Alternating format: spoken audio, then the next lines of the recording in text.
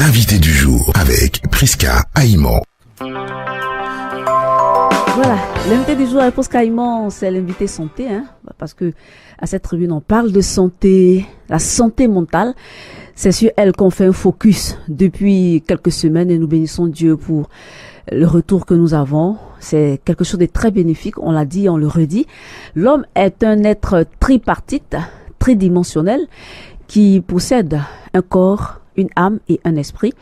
Et il faut en réalité que ces trois parties soient en bonne santé pour son équilibre. On parle alors d'une santé holistique. Et on appelle de tous nos voeux une guérison holistique de chacun de nous. Et nous avons encore notre consultant de ce jour, Monsieur Zabi Frédéric, psychothérapeute, conseiller familial, consultant télé et radio. Il nous fait l'honneur d'être ici avec nous et nous bénissons Dieu. C'est une grâce de l'Éternel. Monsieur Zabi, bonjour. Bonjour madame. Bonne arrivée. Merci beaucoup. Alors, la semaine dernière, le vendredi dernier, on parlait de la santé mentale, c'est vrai, la santé de l'esprit. On avait pris le cas d'une addiction à la drogue. On avait décrit ou fait une approche définitionnelle de la drogue. Oui.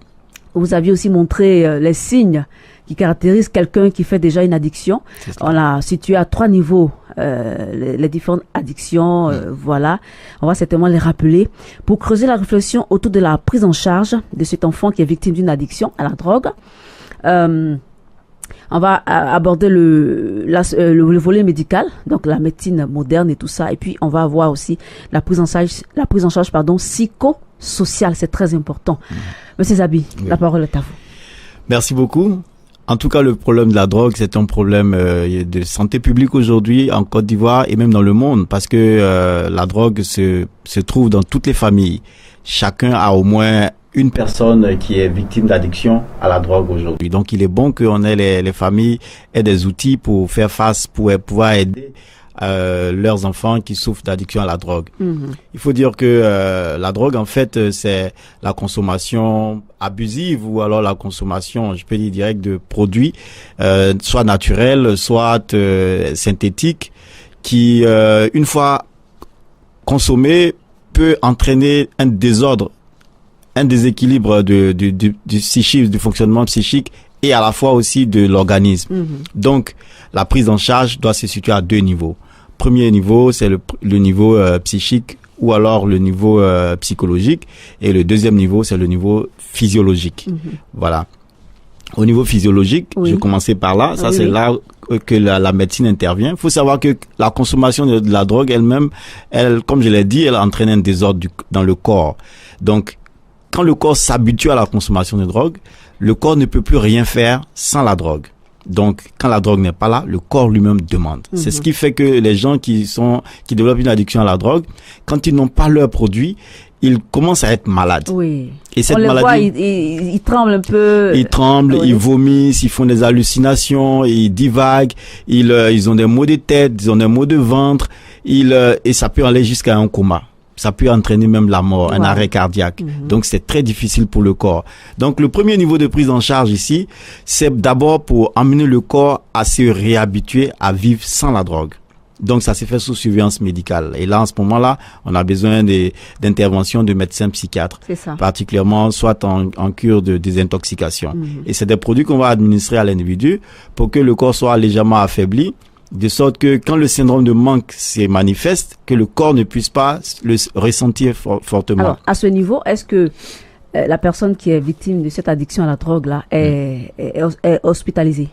C'est que c'est nécessaire que la personne soit hospitalisée. Bon, il y a des structures de prise en charge où on le fait sans surveillance médicale, où il n'y a pas de soins médicaux qui sont prodigués aux gens. Malheureusement, là, on assiste à beaucoup d'échecs thérapeutiques parce que là, l'individu, il est face à lui-même. Bon, il est obligé de puiser dans ses ressources propres pour pouvoir surmonter les effets des manques. Ce qui est très difficile, mais ce n'est pas inaccessible. Il y a des gens qui y arrivent, mais dans la plupart des cas, on assiste à des rechutes parce que les gens n'arrivent véritablement pas à surmonter ce syndrome de manque-là. C'est ça. Donc, quand c'est fait sous surveillance médicale, c'est l'idéal. En ce moment, les médecins sont là pour administrer des doses de médicaments qui permettent que, de façon dégressive, que la drogue disparaisse totalement du sang de l'individu qui est sous influence de l'addiction. Voilà. Et il y a un autre volet au niveau médical toujours, c'est que en général, les drogues amènent tout de suite l'individu, quand la dépendance commence à s'installer, ça amène l'individu à développer des maladies psychiatriques. Je peux parler de folie en griffe, la folie, schizophrénie, ça peut, il y a plusieurs maladies psychiatriques que ça peut entraîner chez l'individu. Donc, pendant qu'on est en train de désintoxiquer le corps, il faut en même temps également traiter les problèmes psychiatriques créés par la drogue. Donc, il y a aussi cette prise en charge médicale. Donc ça, c'est à ces niveaux-là, il y a deux volets. Est-ce qu'on peut parler de démence primaire? Ça peut arriver. Ça peut arriver. C'est l'un des problèmes créés par la drogue. Vous savez, il y a des drogues qu'on appelle les drogues pour pauvres. Je n'oserais pas ici les décrire, mais c'est des drogues qui sont à portée de main. C'est très facile à trouver sur le marché. C'est très bon marché. Ça coûte pas cher. Et quand les individus tombent dans ces facilités-là, malheureusement, ce sont des drogues qui conduisent après 2-3 consommations, ça conduit tout de suite à des problèmes psychiatriques. C'est ça. Et là, on commence à assister à des troubles du comportement. Quels troubles du comportement? Si ce n'est pas très vite pris en charge, si ce n'est pas très vite jugulé, en ce moment-là, on tombe dans des problèmes plus graves tels que la démence dont vous venez de parler. Et puis il y a bien d'autres problèmes. Donc il faut que il y ait une prise en charge médicale à ces niveaux-là, que l'individu soit pris en charge par un médecin. D'accord, mais là encore s'engage sa volonté, c'est la volonté du patient. Oui, et c'est là que vous nous faites tomber directement dans le deuxième aspect de la prise en charge, qui est la prise en charge psychologique et sociale. Parce que la consommation de drogue est d'abord un problème de volonté. C'est une maladie de la volonté. Cette maladie de la volonté, ça fait que un individu rencontre un produit de façon circonstancielle, il n'arrive pas à s'en sortir parce qu'il manque de volonté. Et la volonté se structure ici par l'éducation que la personne reçoit dans son enfance. La volonté se structure autour de sa personnalité. La volonté se structure autour de son histoire. Donc, il faut pouvoir agir sur ces différents leviers pour permettre à l'individu véritablement de reconstruire sa personnalité, de reconstruire en fait sa volonté ici. Parce que sans la volonté, que ce soit la prise en charge médicamenteuse, la prise en charge psychosociale, il n'y a rien qui peut aboutir sans la volonté de l'individu. Bon, on me poserait la question de savoir si la personne est constamment sous influence de la drogue, comment est-ce qu'on peut agir sur sa volonté? Je dirais, la personne n'est pas sous influence de la drogue 24 heures sur 24. Voilà. Et donc, pendant ces moments de lucidité, il faut parler avec la personne. Pendant ces moments de lucidité, il faut l'emmener à voir que son corps a besoin d'assistance, que lui-même il a besoin d'assistance. Et souvent, quand on n'arrive pas à obtenir l'adhésion de la personne, on peut, d'une façon ou d'une autre, je peux dire forcer un peu les choses pour l'emmener déjà à la cure de désintoxication médicale. Et quand on commence ce processus, il faut nécessairement coupler ce processus-là de prise en charge psychosociale. D'accord, on a parlé de l'individu qui fait une addiction à la drogue. On parle aussi de ses proches, de ses parents, ses géniteurs biologiques ou sa famille, nucléaire et tout ça. S'il est victime aussi du rejet de sa famille. C'est-à-dire que sa famille a tenté tout, mais cet individu est un drogué, comme on dit, indécrottable, qu'on n'a pas pu traiter. Dans ce cas, il y a beaucoup de choses à faire parce que il est rejeté de sa famille et par sa famille, il vit quelque part avec des individus qui fréquentent aussi le même milieu, des milieux mal famés et tout ça.